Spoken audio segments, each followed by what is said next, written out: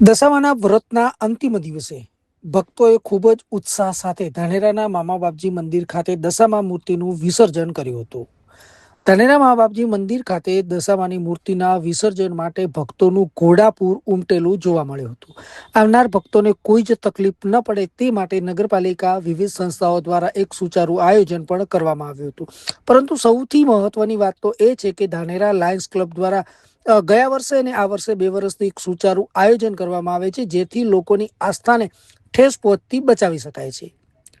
લોકો ખૂબ જ ઉત્સાહ સાથે 10 દિવસ સુધી દશામાના વ્રતની ઉજવણી કરતા હોય છે, દશામાની મૂર્તિની પૂજા અર્ચના કરતા હોય છે, પરંતુ તે જ પૂરતી 10મા દિવસે વિસર્જન બાદ પાણીમાં ન ઓગળતા એ મૂર્તિ ક્યાંક ને ક્યાંક લોકોના પગની ઠેસ બનતી હોય છે અને લોકોને ત્યારે લાયન્સ ક્લબ દ્વારા સતત 2 વર્ષથી આ જગ્યા પર કૃત્રિમ કુંડ બનાવવામાં આવ્યું છે અને તેમાં પીઓપીની મૂર્તિ તેમજ માટીની મૂર્તિનું જુદી રીતે વિસર્જન કરવામાં આવે છે.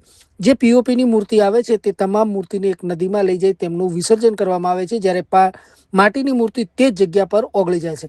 સાથે સાથે આ વખતે લાયન્સ ક્લબ દ્વારા લોકોને પણ અપીલ કરી હતી કે આવતી સાલ માટીની મૂર્તિ ખરીદવાનો આગ્રહ રાખવાનો. જે લોકો માટીની મૂર્તિ લઈને આવ્યા હતા તે તમામ લોકોને એક ઇનામી લકી ડ્રો કૂપન પણ આપવામાં આવી હતી. ત્યારે હવે તમે પણ સાંભળો શું કહે છે લોકો અને શું કહે છે લાયન્સ ક્લબના સદસ્યો. નમસ્કાર. અત્યારે દશામાના વ્રતનો પૂર્ણાહુતિનો સમય છે.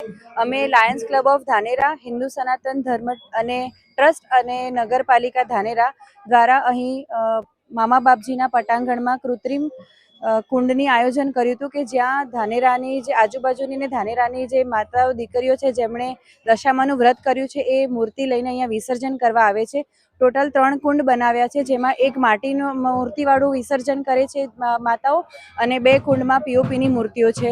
ગયા વર્ષે પણ આ જ કાર્યક્રમ અમે કર્યો હતો, જ્યારે અમને પીઓપીની મૂર્તિ વધારે આવી હતી અને આ વખતે માટીની મૂર્તિ વધારે આવે એ હેતુથી અમે લકી ડ્રોનો આયોજન બી કર્યું છે અને આ વખતે ઘણી બધી માટીની મૂર્તિ આવી છે. મારી ધાનેરાની જનતાને નમ્ર અપીલ છે કે આવતા વર્ષે પણ માટીની મૂર્તિ જ વધારે કરો. પીઓપીની મૂર્તિનું વિસર્જન કરવું થોડું અઘરું પડે છે. લોકોનું ધર્મને પ્રત્યે આદર જળવાઈ રહે અને આસ્થા ટકી રહે એ હેતુથી અમે જે પીઓપીની મૂર્તિ આવે છે અને કોઈ સારી નદીનો જે પટ હોય એ જગ્યા પર જઈને અમે માતાજીનું વિસર્જન કરતા હોઈએ છીએ. અમે છેલ્લા 10 દિવસથી માતાજીની ઘરે સ્થાપના કરી, તેમની આરાધના, ભક્તિ, ભજન, કીર્તન, રાત્રે તેમનું જાગરણ કર્યું અને આજે જે ઘડી આવી ગઈ છે કે જેમને સવારે તળાવમાં વિસર્જન કરાવવા આવવું પડે છે. અને અમે પહેલા વર્ષોથી અમે પહેલા અહીંયા આવતા હતા તો અમારે અહીંયા પાણીમાં આવવું પડતું, મતલબ કે અહીંયા જે મામાજી મંદિરે જે પાણી છે અમે ત્યાં તરાવતા માતાજીની મૂર્તિનું વિસર્જન કરતા. પરંતુ અમે જોતા તો ઘણી બધી મૂર્તિઓ જે પીઓપી દ્વારા બનેલી હોય છે એ છે ને ખંડિત થયેલી હોય છે. તો કોઈ માતાજીના હાથ તૂટી જાય, કોઈ માતાજી પગમાં આવતા હોય, એવું અમને અનેક જગ્યાએ જોવા મળતું. પરંતુ છેલ્લા વર્ષથી અને આ વર્ષથી મામાજી મંદિર ખાતે લાયન્સ ક્લબ દ્વારા એક અલગ જ સ્વચ્છતાનું આયોજન કરવામાં આવ્યું છે, જ્યાં પીઓપીની મૂર્તિ તથા માટીની મૂર્તિ માટે અલગ અલગ કુંડ બનાવવામાં આવ્યા છે, જેથી પર્યાવરણની પણ રક્ષા જળવાઈ રહે અને દશામા માતાની ભક્તિની પણ એક આસ્થા જળવાઈ રહે.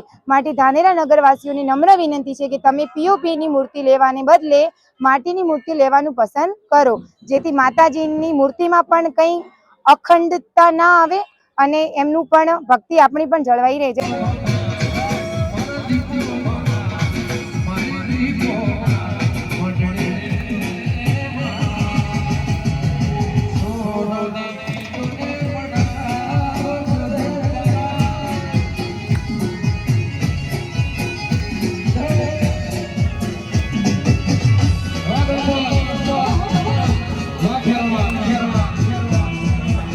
Sobre